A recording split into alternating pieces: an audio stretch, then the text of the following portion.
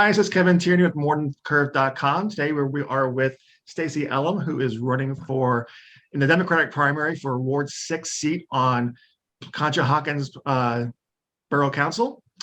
So Stacy, why don't you take us through kind of like your early life and up until the time you became active in politics locally? Great. Thank you so much for having me, Kevin. A little bit about me. My family is a fourth generation Conshohocken family on both sides. My dad's family moved to Conshohocken in 1925. My mom's side of the family came over from Poland, and they were actually one of the founding families of St. Mary's Church. I grew up on East 10th Avenue with my parents and my younger sister. My dad was a police officer in town for 46 years. 46 years.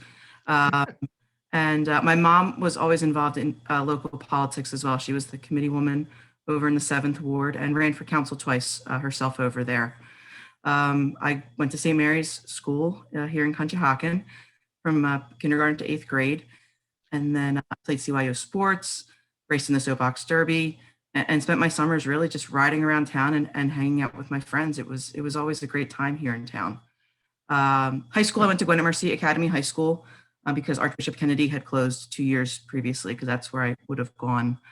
And I went to Westchester University, where I received my degree in elementary education.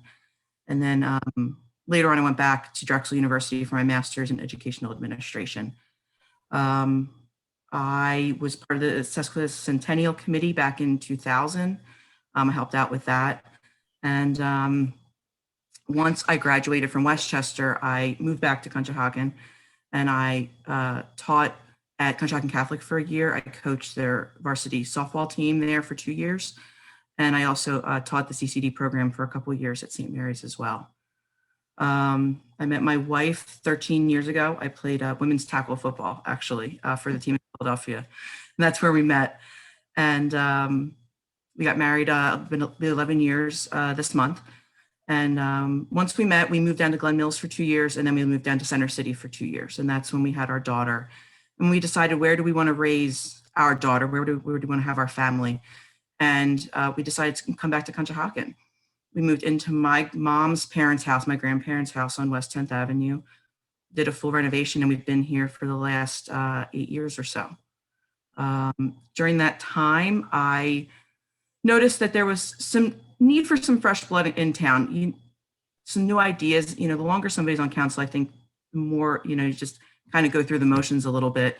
And I ran for council 4 years ago. I was defeated in the primary, and that was more than fine. I was looking more to get my name out there and to really get out and see what it would take to run for council. And then in the 4 years since that time, I became a member of the Planning Commission, of which I'm now the chairwoman. I am part of the Parking Task Force as the Planning Commission representative, and I'm also on the Human Relations Commission. And I'm making my second run here for council. Now, I was thinking before our call, how many people on council are involved prior to running for office, and how many just kind of run for office as like their first type of thing? And Griffin and Bob Stokely have been around longer than I've been paying attention, so I'm not sure what their involvement was. But I can only think of, I think Anita was on the Planning Commission before she ran for council. I'm not 100% sure about that. But everyone else pretty much just ran for office without really being involved beforehand. Obviously, they lived here for many years, most of them. Sure. But I started noticing you probably 4 or 6 years ago, attending all the meetings, and which a lot of people who run for office haven't really examined and watched what's happening from that kind of perspective. So that was something I thought was different about you. It was something that was very important to me. After my first run at council, I had only occasionally attended council meetings, and I knew I was going to run 4 years later, and I wanted to make sure that I knew what was going on in town.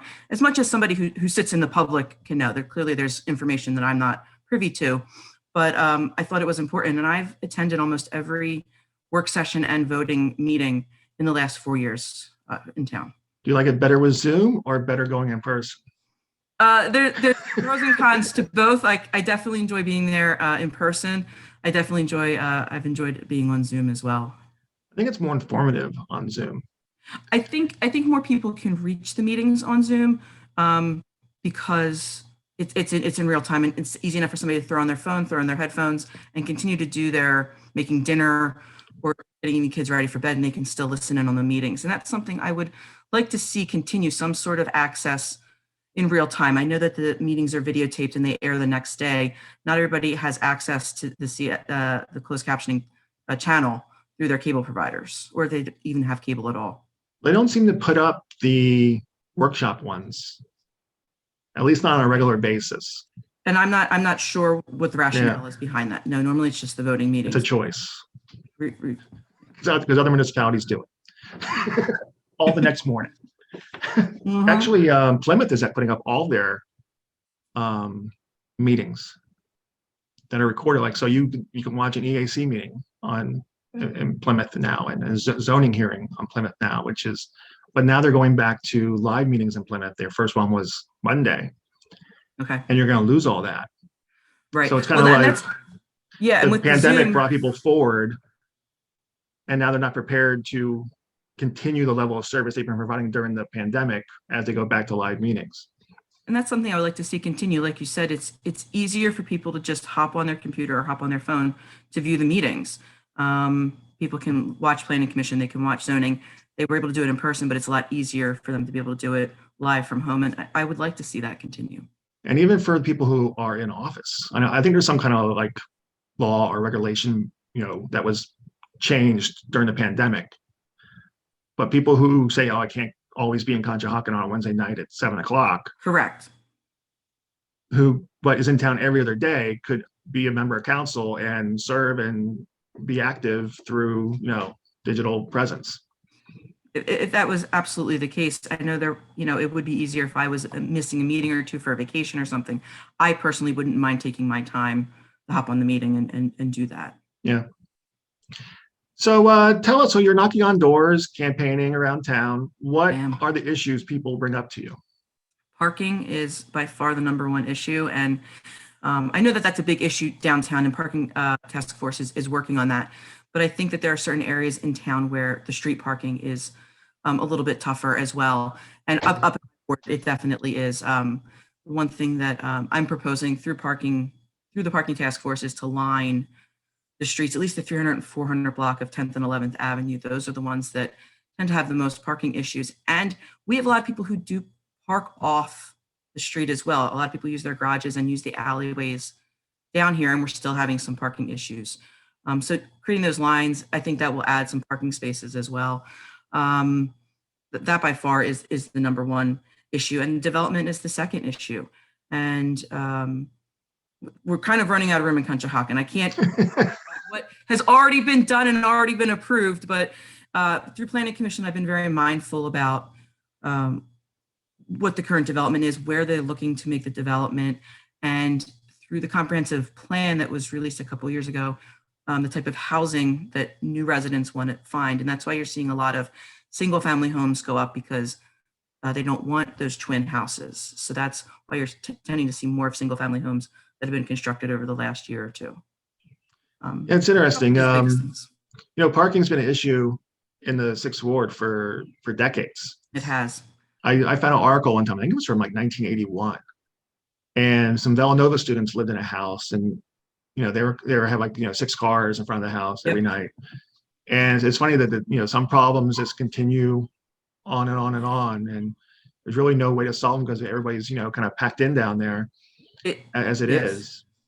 And it is tough, but I think lining will help. And then they're changing the ordinance that came to Planning Commission already. I think it's going to Borough Council shortly, about increasing the size of the parking garages for people in the back. So the sizes of the garages that were in the code were very small, and a lot of people are having to go through zoning in order to build bigger garages, a single car, 2-car garage. And what they've done is they've increased the square footage of that, so they don't have to go through zoning anymore. It's costs.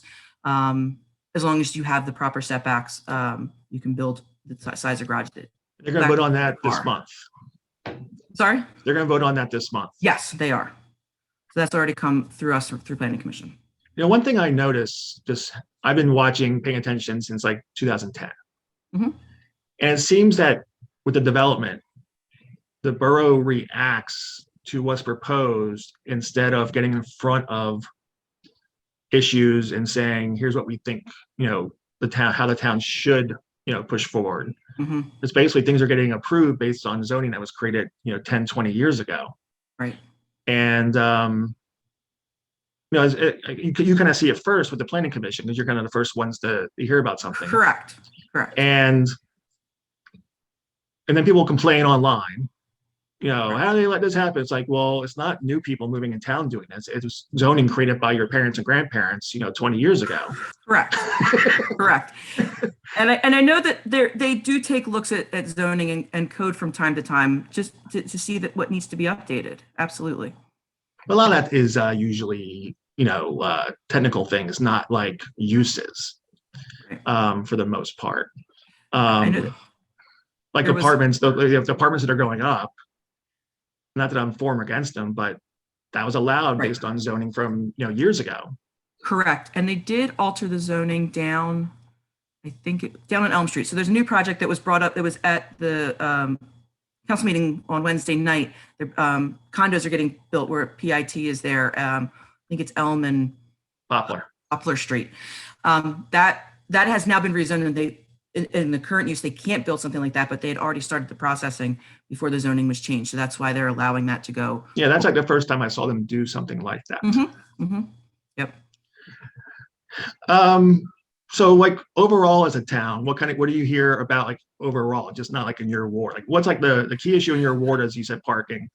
Mm-hmm. What's like kind of overall, like with when you talk to people? I think people want the walkability. They move to Conshohocken. They're buying more than just a house. They're buying the town. They like the St. Patrick's Day parade. They like the 4th of July. They like the fireworks. They like the fun fest, the car show. These are things that not every town does. And they like the walkability. They like the accessibility. And some of the people moving into town do like that downtown feel.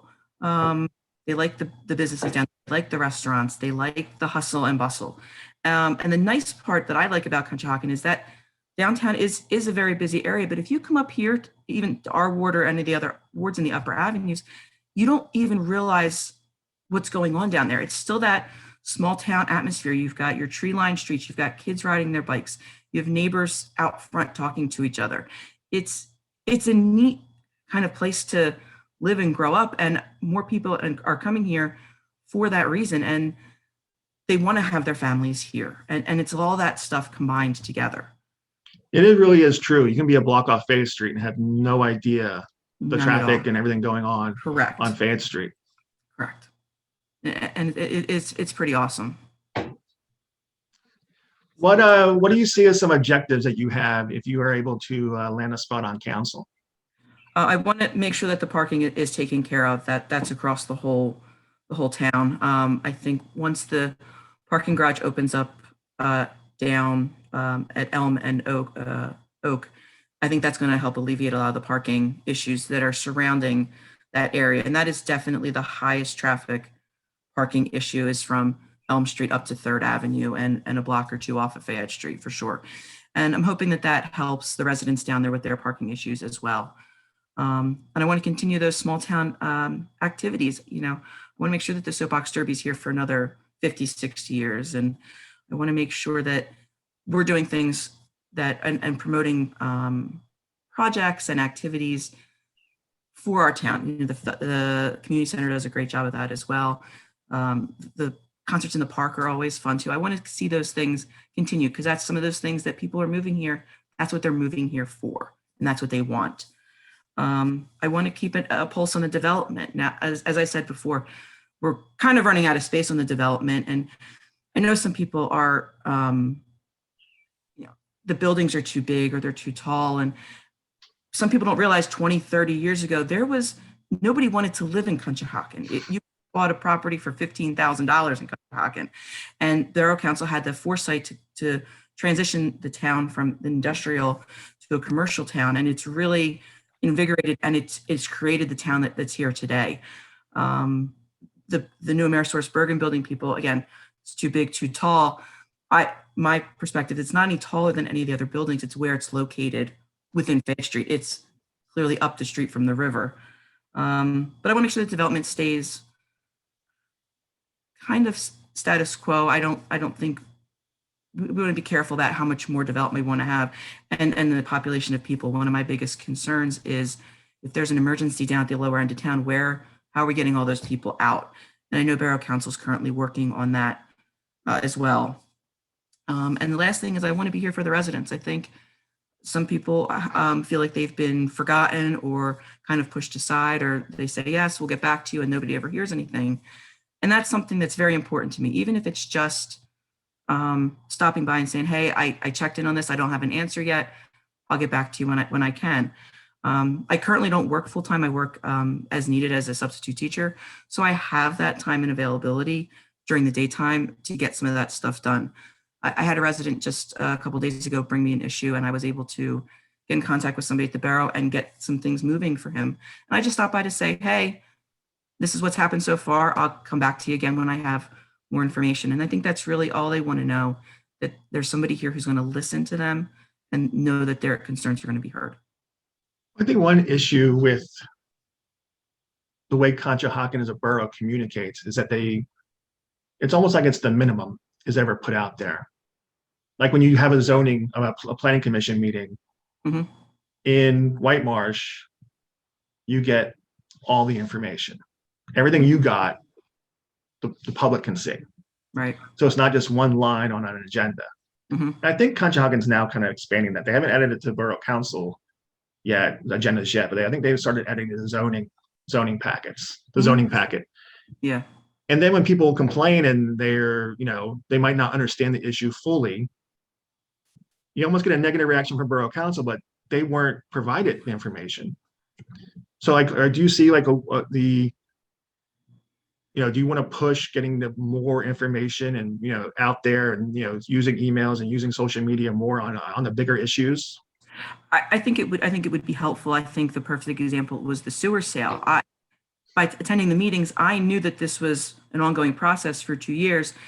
When it finally showed up and people realized that that's what kind of created that big upswell, but not understanding everything that led up to that, I think I could have helped a lot of people once that actually came up for discussion at the meeting. And I think there has to be some better ways to get some information out. I was going through some boxes at my parents' house and found some old Conshohocken recorders. There's no local newspaper anymore. And I was looking through and there's information about the council meetings and what was discussed. And I think if we can create a way to get that information out there, either hard copies, because not everybody is on social media. Not everybody, we still have a lot of older residents in town who don't have computer access. How do we get all that information out to people as best as we can? One of my things that I had promised to my residents here in Ward 6 is I've been doing newsletters monthly since I started running.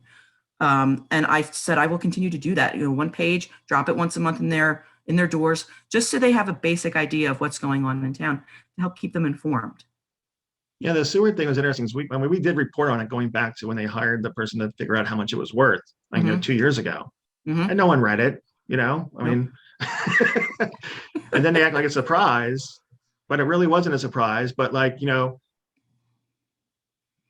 they may or may not read my site. Right. But when the borough, my big thing on the borough is they put out a one line on an agenda. They don't explain what that item means. Correct. So are they doing their part to educate? I explained what it meant. Right. But the borough didn't explain what it meant. So I only knew what it meant because I just listened to Plymouth Township go through the same process. Right. So I knew exactly when I saw that company what that meant. That's my. I think there's a way to get some more information out there, for sure. Absolutely.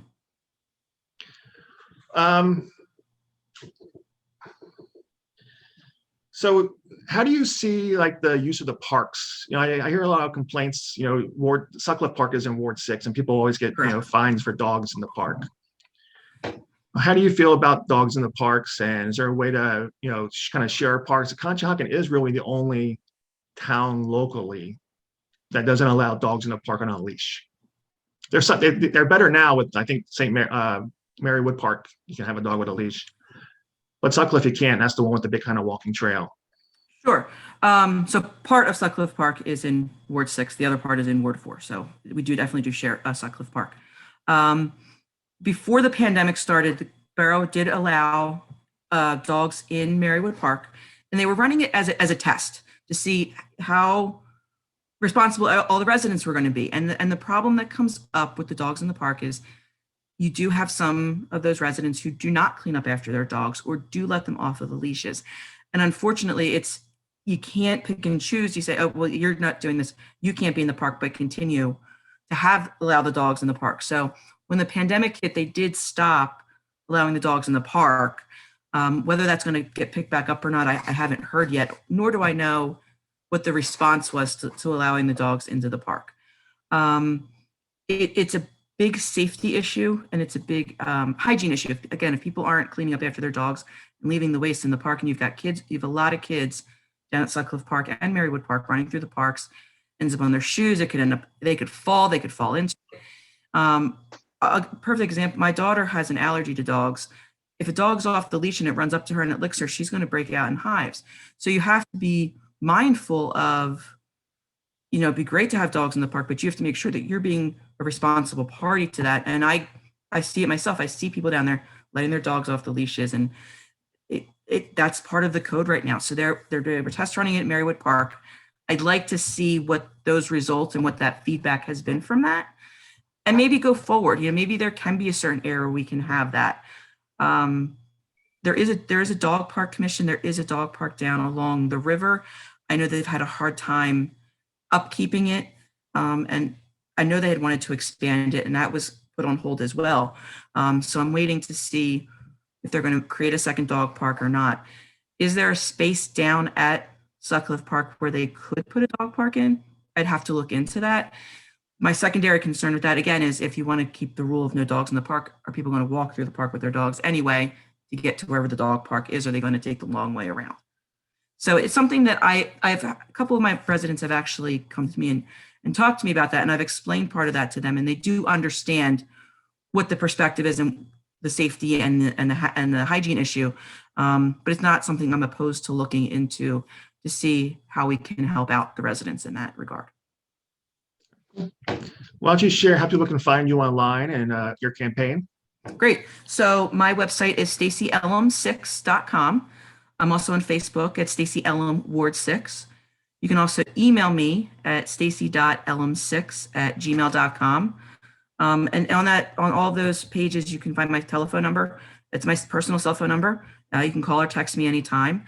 I also have a YouTube channel. You can look at Stacy Ellam. I have my campaign announcement video there, as well as an awesome video that my videographer, Autumn Tapley, put together about what Conshohocken is and what it means to me. So I'd really like you to check out that video as well. And you're running in one of the few competitive primaries. So yes. Stacy's opponent is Marci Caudle, and you're both Democrats are running a Democratic primary, and then you'll face a Republican in the fall. Correct. All right, well, thank you very much.